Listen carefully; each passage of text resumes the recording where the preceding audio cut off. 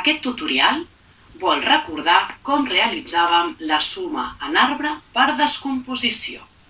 Contextualitzem.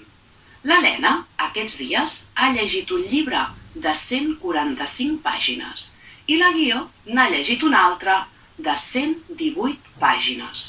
Quantes pàgines han llegit l'Helena i la Guio aquests dies? Per realitzar aquesta suma, primer escriurem els dos sumants.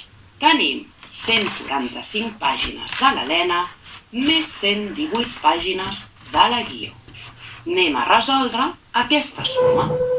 El primer pas serà descomposar els dos sumants. Ens fixem en el 145 i ens preguntem quins nombres s'hi amaguen.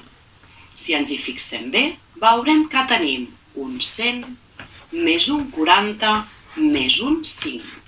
Seguidament ens fixem en el segon sumant. Quins nombres s'hi amaguen? I trobem un 100 més un 10 més un 8. Un cop hem fet la descomposició, anem a fer el segon pas, agrupar i sumar. Recordeu que agrupem tenint en compte els nombres. Així doncs, agruparem primer les centenes i sumarem 100 més 100, 200.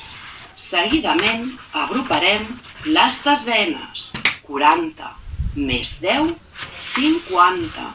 I finalment, agruparem i sumarem les unitats, 5 més 8, 13. Ja podem resoldre la nostra suma. 200 més 50 més 13, 263. Què són aquests 263? Són les pàgines que hem llegit l'Helena i la Guio aquests dies. Espero que hagueu pogut recordar com realitzava la suma en arbre i que aquests dies la pugueu anar practicant. Ens retrobem ben aviat, molts petons i sobretot ànims.